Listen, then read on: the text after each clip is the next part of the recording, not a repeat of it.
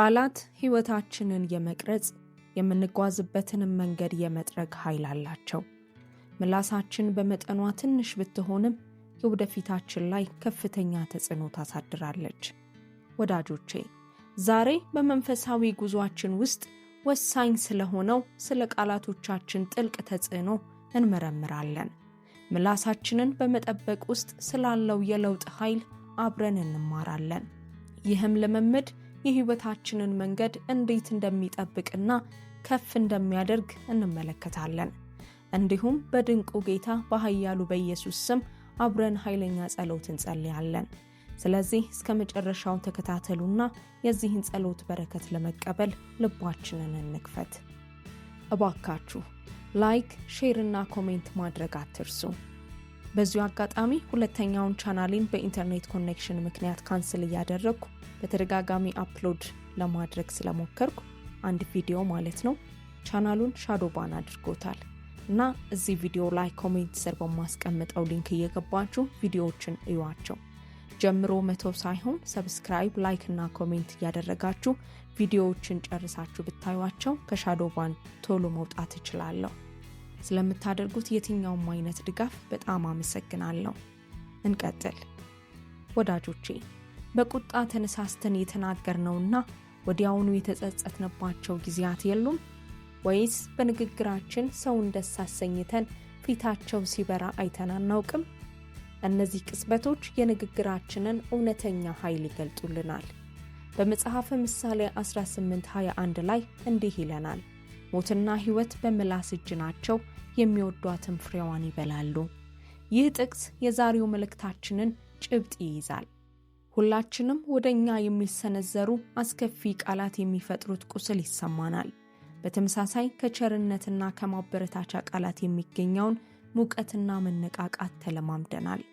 ቃላቶቻችን ሊያንጹ ወይም ሊያፈርሱ፣ ሊፈውሱ ወይም ሊያቆስሉ፣ ሊያነሳሱ ወይም ተስፋ ሊያስቆርጡ ይችላሉ። በየቀኑ የምንናገራቸውን ቃላት እንመርጣለን። ብዙ ጊዜ ግን የረጅም ጊዜ ተጽዕኖአቸውን አንገነዘብም። እነዚህ ምርጫዎች ግንኙነታችንን፣ እድሎቻችንንና በመጨረሻም የህይወት መንገዳችንን ይቀርጻሉ። ቃላቶቻችን በእውነት ስላላቸው ጥልቅ ተጽዕኖ ወደ ጥልቅ ግንዛቤ እንዲመራን ለመንፈስ ቅዱስ ፈቃዳችንን እየሰጠን ይህን የለውጥ ጉዞን ጀምር። በመጀመሪያ ቃላቶቻችን የህይወታችንን መሰረት እንዴት እንደሚቀይሩና እውነታችንን እንዴት እንደሚቀርጹ እንመልከት። ወዳጆቼ ቃላቶቻችን በአካባቢያችን ያለውን መንፈስ እንዴት እንደሚለውጡ አስተውለን እናውቃለን? አንዲት የማበረታቻ ቃል የአንድን ሰው ቀን ብሩህ ልታደርግ ትችላለች። በአንጻሩ አንዲት ክፉ ንግግር በጠቅላላው ጭውውት ላይ ጥላ ልታጠላ ትችላለች። ይህ በምላሳችን ላይ ያለ ኃይል ነው። የያዕቆብ መጽሐፍ ውስጥ ስለ ንግግራችን ባህሪ ጥልቅ እውነት እናገኛለን። ያዕቆብ 3:5 እንዲህ ይለናል፣ እንዲሁም አንደበት ደግሞ ትንሽ ብልት ሆኖ በታላላቅ ነገር ይመካል፣ እነሆ ትንሽ እሳት እንዴት ያለ ትልቅ ጫካ ያቃጥላል ይለናል። ይህ ጥቅስ ቃላቶቻችን ምንም እንኳን ትንሽ ቢመስሉም እንዴት ሰፊ መዘዝ ሊኖራቸው እንደሚችል ግልጽ ምስል ይሰጠናል። የአንድ ሰው ንግግር በጥሩም ይሁን በመጥፎ በጥልቀት የነካንን ጊዜ እናስብ። እነዚያ ቃላት ከተነገሩ ከረጅም ጊዜ በኋላም እንኳ በአስተሳሰባችንና በተግባራችን ላይ ተጽዕኖ አሳድረው ከኛ ጋር ይቆያሉ። አሁን በየቀኑ ለቤተሰባችን፣ ለጓደኞቻችን፣ ለሥራ ባልደረቦቻችንና ለራሳችን የምንናገራቸውን ቃላት እናስብ። እያንዳንዳቸው እነዚህ ቃላት በሕይወታችን የአትክልት ስፍራ ውስጥ እንደምንዘራቸው ዘሮች ናቸው። አንዳንዶቹ ዘሮች የደስታ፣ የፍቅርና የስኬት ውብ አበቦች ሆነው ያድጋሉ። ሌሎች ደግሞ የጥርጣሬ፣ የፍርሃት ወይም የክርክር አረም ሊያበቅሉ ይችላሉ። የትኛውን ዘር መዝራት እንዳለብን ምርጫው የኛ ነው። የእግዚአብሔር ቃል ንግግራችንን በጥበብ እንዴት መጠቀም እንዳለብን ግልጽ መመሪያ ይሰጠናል። በኤፌሶን 4:29 ላይ የእግዚአብሔር ቃል እንዲህ ብሎ ያዘናል፣ ለሚሰሙት ጸጋን ይሰጥ ዘንድ እንደሚያስፈልግ ለማነጽ የሚጠቅም ማናቸውም በጎ ቃል እንጂ ክፉ ቃል ካፋችሁ ከቶ አይውጣ። ይህ ጥቅስ ቃላቶቻችንን ከማፍረስ ይልቅ ለማነጽ እንድንጠቀምባቸው በማስተዋል ቃላቶቻችንን እንድንመርጥ ይገፋፋናል። ሁላችንም ይህን ትእዛዝ በልባችን ብናኖር ምን ሊፈጠር እንደሚችል እስቲ እናስብ። ለቤተሰባችን ዘወትር የፍቅርና የማበረታቻ ቃላትን ብንናገር ቤታችን እንዴት ይለወጥ ነበር? ስለ ባልደረቦቻችንና ስለ ስራችን በአዎንታዊ መልኩ ለመናገር ብንመርጥ በስራ ቦታችን ላይ ምን አይነት ተጽዕኖ ይኖረዋል? ቃላቶቻችንን ተስፋንና ቸርነትን ለማሰራጨት ብንጠቀምባቸው ማህበረሰባችን እንዴት ሊለወጥ ይችላል? ይህን ለውጥ የመፍጠር ኃይል በእያንዳንዳችን ውስጥ ይገኛል። የሚጀምረውም ቃላቶቻችን የሚሸከሙትን ክብደት በመገንዘብ ነው። አፋችንን ከፍተን በተናገርን ቁጥር ምርጫ አለን። ከእግዚአብሔር እውነትና ፍቅር ጋር የሚስማሙ ቃላትን ወይም የራሳችንን ብስጭትና ድክመቶች የሚያንጸባርቁ ቃላትን መምረጥ እንችላለን። ምሳሌ 16:24 እንዲህ ይለናል፣ ያማረ ቃል የማር ወለላ ነው፣ ለነፍስ ጣፋጭ ለአጥንትም ጤና ነው ይለናል። ይህ ውብ ጥቅስ አዎንታዊ ንግግር ሌሎችን ከመጥቀሙ ባለፈ የገዛ ነፍሳችንን እንዴት እንደሚመግብ ያሳያል። የቸርነትን የማበረታቻንና የእውነትን ቃል ስንናገር በአካባቢያችን የአዎንታዊነት መንፈስ እንፈጥራለን። ይህ አዎንታዊነት ሌሎችን ብቻ ሳይሆን እኛንም ይነካል። ዓለምን በተስፋና በእድሎች መነጽር ማየት እንጀምራለን። በጸጋና በመግባባት መገናኘትን ስንማር ግንኙነቶቻችን ይሻሻላሉ። በአስቸጋሪ ሁኔታዎች ውስጥ እንኳ ቃላቶቻችን የጥንካሬና የጥበብ ምንጭ ሊሆኑ ይችላሉ።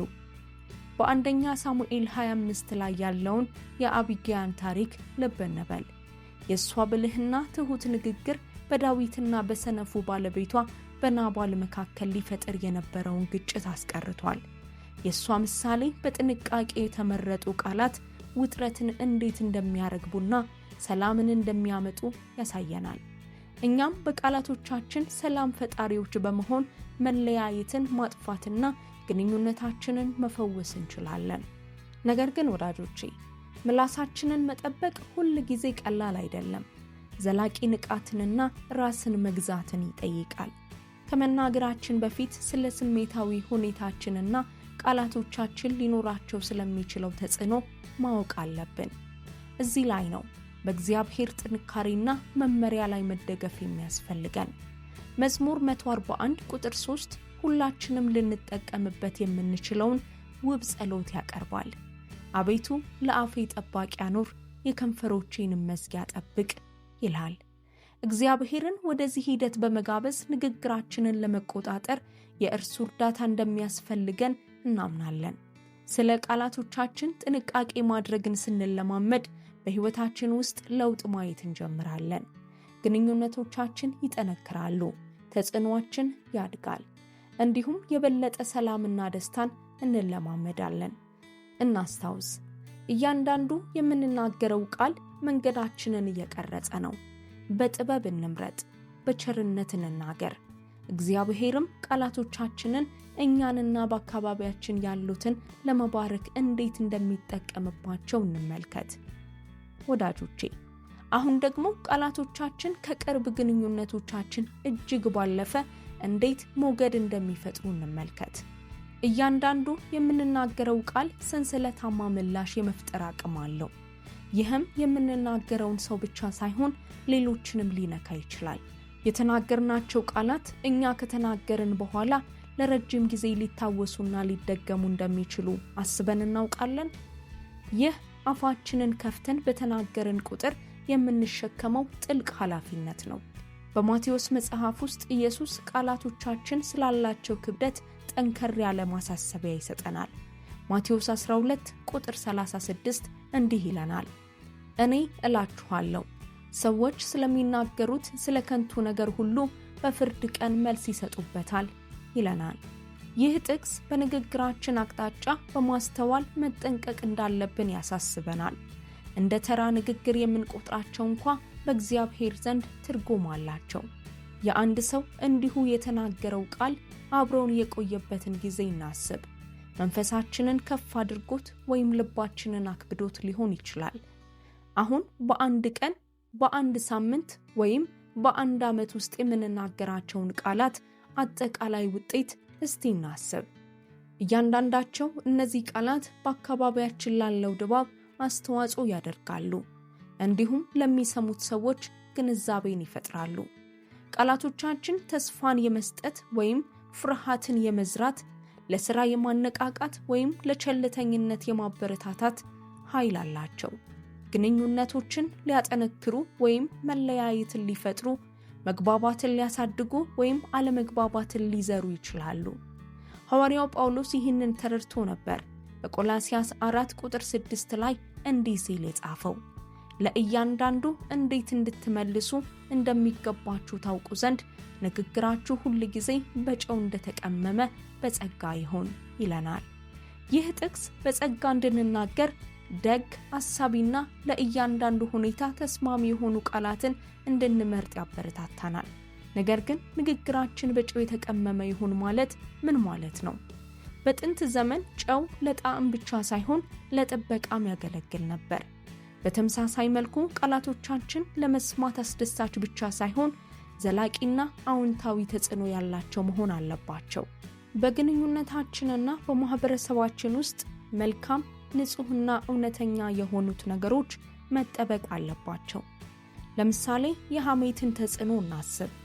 ጥቂት በቸልተኝነት የተነገሩ ቃላት ዝናን ሊያበላሹ፣ እምነትን ሊያሳጡና መከፋፈልን ሊፈጥሩ ይችላሉ። በሌላ በኩል የማበረታቻ ቃላት ሰዎች ሙሉ አቅማቸውን እንዲጠቀሙ ሊያነሳሷቸው ይችላሉ። የይቅርታ ቃላት ለረጅም ጊዜ የቆዩ ቁስሎችን ሊፈውሱና የተበላሹ ግንኙነቶችን ሊያድሱ ይችላሉ። በፍቅር የሚነገሩ የእውነት ቃላት ሰውን ወደ ትክክለኛው መንገድ ሊመልሱ ይችላሉ። የምሳሌ መጽሐፍ ስለ ቃላቶቻችን ኃይል በሚገልጹ ጥበቦች የተሞላ ነው። ምሳሌ 15:1 እንዲህ ይለናል፣ የለዘበች መልስ ቁጣን ትመልሳለች፣ ሻካራ ቃል ግን ቁጣን ታስነሳለች ይለናል። ይህ ጥቅስ የቃላት ምርጫችን ውጥረት ያለባቸውን ሁኔታዎች እንዴት ሊያባብስ ወይም ሊያረግብ እንደሚችል ይገልጻል። ከቁጣ ወይም ከትችት ጋር ስንጋፈጥ በተመሳሳይ መንገድ ምላሽ መስጠት የተፈጥሮ ዝንባሌያችን ሊሆን ይችላል። ነገር ግን በለዘበ መንገድ ምላሽ መስጠት ብዙውን ጊዜ ጠላትነትን ያስወግዳል፣ እንዲሁም ለመግባባት በር ይከፍታል። ወዳጆቼ፣ ይህ ማለት ግን ከባድ እውነቶችን ፈጽሞ መናገር የለብንም ማለት አይደለም። አንዳንድ ጊዜ ፍቅር ለመስማት የሚከብዱ ነገሮችን እንድንናገር ይጠይቀናል። ቁልፉ ግን እነዚህን ነገሮች በምን መንገድ እንደምንናገራቸው ነው። ኤፌሶን 4:15 እውነትን በፍቅር እንድንናገር ያዘናል። ቃላቶቻችን ከእውነተኛ አሳቢነትና ጥንቃቄ የመነጩ ሲሆኑ ከባድ መልእክቶችን እንኳ በጥሩ ሁኔታ ሊቀበሉን ይችላሉ። በመጽሐፍ ቅዱስ ውስጥ ያሉትን ነቢያት እናስብ። ብዙውን ጊዜ ለእግዚአብሔር ሕዝብ ፈታኝ የሆኑ መልእክቶችን ማድረስ ነበረባቸው። ሆኖም እነዚህ መልእክቶች ሁል ጊዜም በእግዚአብሔር ፍቅርና ሕዝቡ ወደ እርሱ እንዲመለሱ ባለ ፍላጎት ላይ የተመሰረቱ ነበሩ። እኛም እውነትን በፍቅርና በርህራሄ መናገርን መማር እንችላለን። ሌላው ምላሳችንን የመጠበቂያ መንገድ ለምንገባው ቃል ጥንቃቄ ማድረግ ነው። በማቴዎስ 5:37 ላይ ኢየሱስ እንዲህ ይላል፣ ነገር ግን ቃላችሁ አዎን አዎን ወይም አይደለም አይደለም ይሁን፣ ከነዚህ የወጣ ከክፉ ነው ይለናል። ይህ በንግግራችን ውስጥ እውነተኛና እምነት የሚጣልብን መሆን አስፈላጊ መሆኑን ያስተምረናል። አንድ ነገር እናደርጋለን ካልን ማድረግ አለብን። ይህ እምነትን ይገነባል፣ እንዲሁም ግንኙነታችንን ያጠነክራል።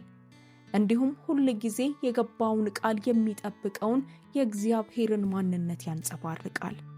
ወዳጆቼ፣ የቃላቶቻችንን የሞገድ ተጽዕኖ ይበልጥ እያወቅን ስንመጣ በኃላፊነቱ ልንሸበር እንችላለን። ነገር ግን በዚህ ጉዞ ውስጥ ብቻችንን እንዳልሆንን እናስታውስ። እግዚአብሔር ከለመነው እንደሚረዳን ቃል ገብቷል። መዝሙር 19:14 የራሳችን ልናደርገው የምንችለውን ውብ ጸሎት ያቀርባል። አቤቱ ረድኤቴ መድኃኒቴም፣ የአፌ ቃልና የልቤ ሐሳብ በፊትህ ያማረ ይሁን ይላል። እግዚአብሔር ንግግራችንን እንዲመራው በመጋበዝ ለጥበቡና ለጸጋው ራሳችንን እንከፍታለን። በንግግራችን ውስጥ ጥንቃቄ ማድረግን ስንለማመድ በሕይወታችንና በግንኙነታችን ላይ አዎንታዊ ለውጦችን ማየት እንጀምራለን። ቃላቶቻቸው ሕይወትን፣ ማበረታቻንና ጥበብን የሚያመጡ ሰዎች ተብለን እንታወቃለን። ተጽዕኖአችን ያድጋል። እንዲሁም የእግዚአብሔርን ፍቅር ለሌሎች ለማካፈል ተጨማሪ ዕድሎችን እናገኛለን። እናስታውስ፣ እያንዳንዱ የምናደርገው ቃል አዎንታዊ ለውጥ የመፍጠር አቅም አለው። ቃላቶቻችንን በጥበብ እንምረጥ፣ አስበንበት እንናገር። እግዚአብሔርም ንግግራችንን ሕይወትን ለመባረክና ለመለወጥ እንዴት እንደሚጠቀምበት እንመልከት። አሁን ደግሞ ንግግራችንን መለወጥ እንዴት አጠቃላይ የሕይወት መንገዳችንን ወደ መለወጥ እንደሚመራ እንመልከት። የሕይወታችንን አቅጣጫ የመቀየር ኃይል ብዙውን ጊዜ የሚጀምረው በምንናገራቸው ቃላት ነው። ቃላቶቻችን የእኛን አመለካከትና ተግባር እንዴት እንደሚቀርጹ አስተውለን እናውቃለን? በዚህ በንግግራችንና በሕይወታችን አቅጣጫ መካከል ያለው ግንኙነት ጥልቅ ቢሆንም ብዙውን ጊዜ ችላ ይባላል። የምሳሌ መጽሐፍ በዚህ ርዕስ ጉዳይ ላይ ጥበብን ይገልጥልናል። ምሳሌ 18 ቁጥር 20 እንዲህ ይለናል፣ የሰው ሆድ ከአፉ ፍሬ ይሞላል፣ ከንፈሩም ከሚያፈራው ይጠግባል ይላል። ይህ ጥቅስ ቃላቶቻችን እንዴት ሊመግቡን ወይም ሊያጎድሉን እንደሚችሉ ግልጽ ምስል ይሰጠናል። በአትክልት ስፍራ ውስጥ የዘራነውን እንደምናጭድ ሁሉ የምንናገራቸውንም ቃላት ውጤት እናጭዳለን። ዘወትር የእምነትን፣ የተስፋንና የፍቅርን ቃላት ስንናገር በአካባቢያችን የአዎንታዊነት ድባብ እንፈጥራለን። ይህ አዎንታዊ ድባብ በአስተሳሰባችን ላይ ተጽዕኖ ይኖረዋል። ይህም በተራው ተግባራችንን ይቀርጻል።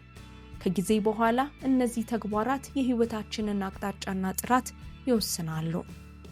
በሌላ በኩል ደግሞ በአሉታዊ ንግግሮች፣ በምሬት፣ በትችት ወይም በጥርጣሬና በፍርሃት ቃላት ውስጥ ስንዘፈቅ ለራሳችንና ለሌሎች መርዛማ አካባቢ እንፈጥራለን። ይህ አሉታዊነት እይታችንን ሊያጨልም፣ ጉልበታችንን ሊያሟጥጥ እንዲሁም ወደ ተስፋ መቁረጥና ውድቀት ሊመራን ይችላል። ሐዋርያው ጳውሎስ ይህን መርህ በሚገባ ተረድቶ ነበር። በፊልጵስዩስ 4 ቁጥር 8 ላይ እንዲህ ሲል ይመክረናል፣ በቀረውስ ወንድሞች ሆይ እውነተኛ የሆነውን ነገር ሁሉ፣ ጭምትነት ያለበትን ነገር ሁሉ፣ ጽድቅ የሆነውን ነገር ሁሉ፣ ንጹሕ የሆነውን ነገር ሁሉ፣ ፍቅር ያለበትን ነገር ሁሉ፣ መልካም ወሬ ያለበትን ነገር ሁሉ፣ በጎነት ቢሆን ምስጋናም ቢሆን እነዚህን አስቡ ይለናል። ይህ ጥቅስ ስለ ሐሳባችን የሚናገር ቢሆንም ቃላቶቻችን ብዙውን ጊዜ ሐሳባችንን የሚያንጸባርቁና የሚያጠናክሩ መሆናቸውን እናስታውስ። እውነተኛ፣ ጭምት፣ ጻድቅ፣ ንጹሕ፣ ፍቅር ያለበትና ምስጋና የሞላበትን ነገር ለመናገር በመምረጥ ንግግራችንን ከእግዚአብሔር እይታ ጋር እናስተካክላለን። ይህ ዝግጅት የሕይወት አመለካከታችንንና በምንጓዝባቸው መንገዶች ላይ ከፍተኛ ለውጥ ሊያመጣ ይችላል። በዘኍልቍ 13 እና 14 ላይ ያለውን የእስራኤላውያን ሰላዮች ታሪክ እናስብ። 10ሩ ሰላዮች ስለ ተስፋይቱ ምድር የፍርሃትንና የጥርጣሬ ቃላትን ሲናገሩ፣ ኢያሱና ካሌብ ግን የእምነትና የድፍረትን ቃላት ተናገሩ። የአብዛኞቹ ቃላት አንድ ሙሉ ትውልድ በምድረ በዳ እንዲንከራተት ሲያደርጋቸው፣ የኢያሱና የካሌብ ታማኝ ቃላት ግን በመጨረሻ ወደ ርስታቸው መርቷቸዋል። ወዳጆቼ፣ እኛ በሕይወታችንና በሁኔታዎቻችን ላይ ምን አይነት ቃላትን እየተናገርን ነው? የድል ወይስ የሽንፈት ቃላት? የእምነት ወይስ የጥርጣሬ? የፍቅር ወይስ የመራርነት? ለእነዚህ ጥያቄዎች የምንሰጠው መልስ ሕይወታችን በአሁኑ ጊዜ እየሄደበት ስላለው መንገድ ግንዛቤ ሊሰጠን ይችላል። መልካሙ ዜና ግን የምንሄድበት አቅጣጫ ካልተመቸን ቃላቶቻችንን በመለወጥ ዛሬውኑ መቀየር መጀመር እንችላለን። ንግግራችን አሉታዊ ወይም አጥፊ ሊሆን የሚችልባቸውን የሕይወታችንን ክፍሎች በመለየት እንጀምር። ስለ ስራችን ዘወትር እናማርራለን? ስለ ትዳር አጋራችን ወይም ስለ ልጆቻችን በትችት እንናገራለን? በሐሜት ወይም በስም ማጥፋት እንሳተፋለን? አንዴ እነዚህን ቦታዎች ካወቅን በኋላ ንግግራችንን ለመለወጥ ቁርጠኛ ውሳኔ እናድርግ።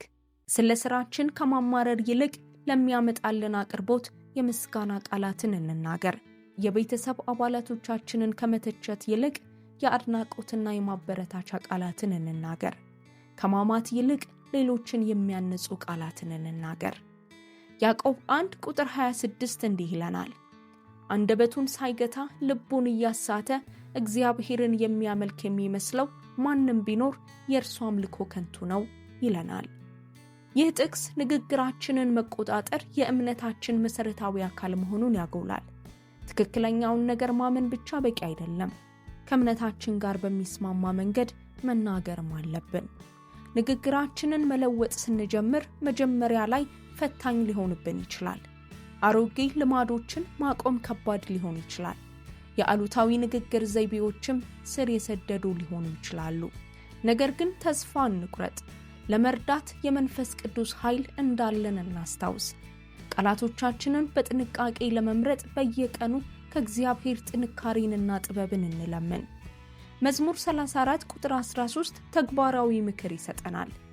አንደበትህን ከክፉ ከልክል፣ ከንፈሮችህም ሽንገላን እንዳይናገሩ ይለናል። ይህ ጥቅስ ንግግራችንን በመጠበቅ አቅጣጫ ንቁ እንድንሆን ያሳስበናል። አሉታዊ ቃላትን ማስወገድ ብቻ ሳይሆን መልካምና እውነተኛ የሆነውን ነገር ለመናገር በንቃት መምረጥ ነው። በዚህ ልምምድ ስንጸና በሕይወታችን ውስጥ ለውጦችን ማየት እንጀምራለን። የቸርነትንና የመረዳት ቃላትን ስንናገር ግንኙነቶቻችን ሊሻሻሉ ይችላሉ። በእምነትና በተስፋ ቃላት ላይ ስናተኩር አመለካከታችን ይበልጥ አዎንታዊ ሊሆን ይችላል። ንግግራችን ጥበብንና ቅንነትን ሲያንጸባርቅ አዳዲስ ዕድሎች ሲከፈቱልን እናገኝ ይሆናል። እናስታውስ፣ ቃላቶቻችን በሕይወታችን የአትክልት ስፍራ ውስጥ የምንዘራቸው ዘሮች ናቸው። የፍቅርን፣ የእምነትንና የአዎንታዊነትን ዘር ለመዝራት እንምረጥ። ከዚያም ወደ ውብና ፍሬያማ ሕይወት ሲያድጉ እንመልከት። ወዳጆቼ፣ የተቀየረ የሕይወት መንገድ የሚጀምረው በተቀየረ ንግግር ነው። እያንዳንዱ የምንናገረው ቃል ወደ አንዱ ወይም ወደ ሌላው አቅጣጫ የሚወስድ እርምጃ ነው። ቃላቶቻችንን በጥበብ እንምረጥ። እግዚአብሔር ወዳዘጋጀልን የተትረፈረፈ ሕይወት እንዲመሩን እንፍቀድላቸው። ምሳሌ 10 ቁጥር 11 እንዲህ ይለናል፣ የጻድቅ አፍ የሕይወት ምንጭ ናት፣ የኃጥአንን አፍ ግን ግፍ ይከድነዋል ይላል። አፋችን የሕይወት ምንጭ ይሁን። ቃላቶቻችን የሚሰሙትን ሁሉ የሚያድሱና የሚመግቡ ይሆኑ። ዛሬ ይህንን ትምህርት በልባችን እንድናኖረው አበረታታችኋለሁ። ዛሬውኑ ስለ ቃላቶቻችን ጥንቃቄ በማድረግ እንጀምር። ሕይወትን እንናገር፣ ፍቅርን እንናገር፣ እምነትን እንናገር። ቃላቶቻችን የክርስቶስን ማንነት ሲያንጸባርቁ እግዚአብሔርም የተቀየረ ንግግራችንን፣ መንገዳችንን ለመለወጥ እንዴት እንደሚጠቀምበት እናስተውል። ደግሞም እናስታውስ፣ ሕይወታችንን የመለወጥ ኃይል በምላሳችን ላይ ነው። በሚገባ እንጠብቀው፣ በጥበብ እንጠቀምበት። ወደ እግዚአብሔር በረከት ሙላት እንዲመራንም እንፍቀድለት። አሁን በዚህ ድምፄን ለምትሰሙ ሁሉ በጸሎት ወደ ጌታ ፊት እንቅረብ። የዚህን ጸሎት በረከቶች እንድታገኙ ይህን ጸሎት ከኔ ጋር እንድንጸልይ ወይም የእያንዳንዳችሁ ጸሎት እንደሆነ እያሰባችሁ በእምነት እንድታዳምጡ ፈልጋለሁ። ወደ ቸርና አፍቃሪ አምላካችን እንጸልይ። ቅዱስ አባት፣ ሁሉን የምትችል አምላክ፣ ጻድቅ ድንቅ ንጉሥ እግዚአብሔር ሆይ በምስጋናና በውዳሴ ወደ ፊትህ እንመጣለን። አንተ የነገሥታት ንጉሥ፣ የጌቶች ጌታ፣ ዓለምን በቃልህ የፈጠርክ ኃያል አምላክ ነህ። በኃይልህ ብርቱ ነህ፣ ግርማን ተጎናጽፈሃል። ጥበብህም ከመረዳት በላይ ነው። አባት ሆይ ቅዱስና ጻድቅ ስለሆንክ የሚባላ እሳት ነህ። ደግሞም በምሕረትና በጸጋ የተሞላህ ስለሆንክ እናመሰግንሃለን። አቤቱ እንዳንተ ያለ ማንም የለም። በመከራ ጊዜ መሸሸጊያችንና ጥንካሬያችን፣ ብርቱ ግንባችን አንተ ነህ። አንተ አልፋና ኦሜጋ መጀመሪያውና መጨረሻው ስለሆንክ በአፋችን ቃል ስምህን ከፍ ከፍ እናደርጋለን። የሌሉትን ነገሮች እንዳሉ አድርገህ የምትጠራ፣ በቃልህም ተራሮችን የምታንቀሳቅስ፣ ባህሮችንም ጸጥ የምታደርግ አንተ ሉዓላዊ አምላክ ነህ። ክብርና ምስጋና ለዘላለም ላንተ ይሁን። ጌታ ሆይ ስለማይጠፋው ፍቅርህና ታማኝነትህ እናመሰግንሃለን። በየማለዳው ስለሚታደሰው ምሕረትህና በወደቅን ጊዜ እንኳ ስለጠበቅከን እናመሰግንሃለን።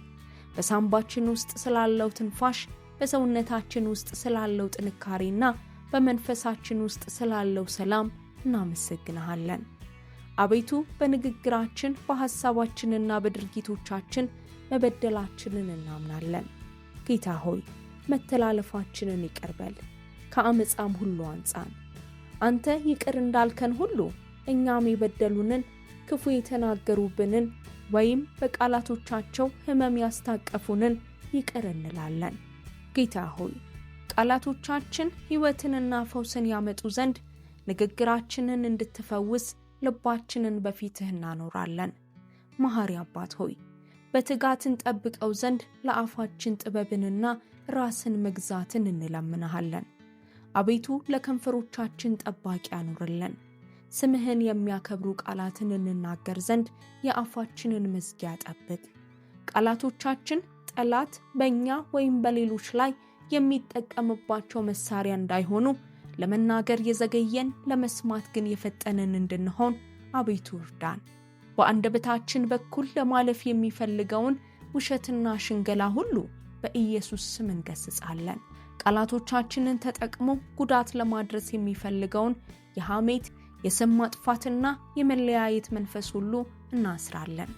በኃያሉ ጌታ በኢየሱስ ስም ምላሳችን ለክብርህ እውነትን፣ ጸጋንና ፍቅርን ለመናገር እንዲሁም እንደ ፈቃድህ ሌሎችን ለማነጽ ጥቅም ላይ እንደሚውል እናውጃለን። ቃላቶቻችን ሞትን ሳይሆን ሕይወትን፣ ግራ መጋባትን ሳይሆን ሰላምን፣ ተስፋ መቁረጥን ሳይሆን ተስፋን እንደሚያመጡ እናውጃለን። በኢየሱስ ስም በሕይወታችንና በምንወዳቸው ሰዎች ሕይወት ላይ የተነገረውን ማንኛውንም አሉታዊ ቃል እንገስጻለን። በእኛ ላይ የሚሰራ ማንኛውም መሳሪያ እንደማይሳካ እናውጃለን። ጌታ ሆይ አንደበታችንን በጥበብህ እንድትጠብቅ እንለምንሃለን። በራሳችን በቤተሰባችንና በአካባቢያችን ባሉ ሰዎች ላይ እርግማንን ሳይሆን በረከትን እንናገር ዘንድ ስለተገራ ምላስ በረከትህ እንጸልያለን። አባት ሆይ ቃላት እኛን ወይም የምንወዳቸውን ሰዎች በጎዳባቸው ቦታዎች ሁሉ ፈውስን እንለምንሃለን። የጠላትን ጥቃትና በቁጣ በክፋትና በአጥፊነት የተነገሩ ቃላትን ጎጂ ውጤት እንገስጻለን። የኢየሱስን ደም በልብና በአእምሮአችን ሁሉ ላይ እንረጫለን። የቃላቶቻችን ኃይል ያንተን ኃይል ያንጸባርቁ። አባት ሆይ ከዚህ ቅጽበት ጀምሮ የምንናገረው ቃል ሁሉ በጸጋ የተቀመመና የሚሰሙትንም የሚያንጽ ይሆን። ጌታ ሆይ በክፉ ቃላት ምክንያት ለተጎዱና ለተሰበሩ ግንኙነቶች ሁሉ የፈውስ እጅህን እንለምናለን።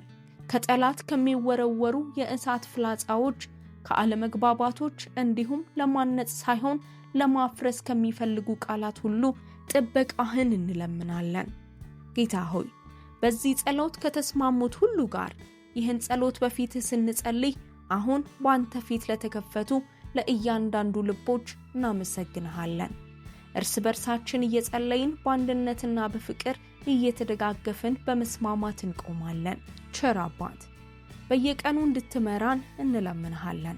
ምላሳችንን እንድትጠብቅና የሚያንጹና የሚያጠነክሩ ቃላትን እንድንናገር እንድትረዳን እንጸልያለን። በሚያጋጥመን ሁኔታ ሁሉ በምንናገረው ቃል ሕይወትንና ተስፋን በማምጣት የጸጋህና የእውነትህ መሳሪያ እንድንሆን እርዳን።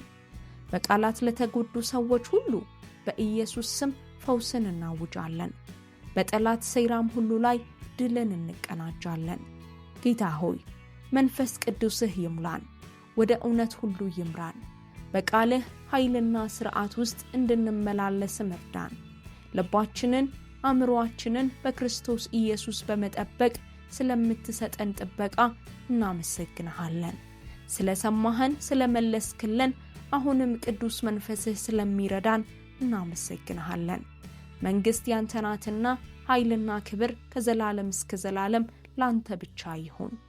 በኢየሱስ ክርስቶስ ድንቅ ስም እንጸልያለን። አሜን። የዚህ ጸሎት በረከቶች ሁሉ አሁን በእናንተ ላይ እንደሆኑ በኢየሱስ ስም አውጃለሁ። በዚህ ጸሎት ከተባረካችሁ አሜን የሚለውን ቃል ከታች ባለው የአስተያየት መጻፊያ ቦታ ላይ ይጻፉ። ሌሎች ሐሳብ አስተያየቶችም ካሏችሁ እንዲሁ አካፍሉን።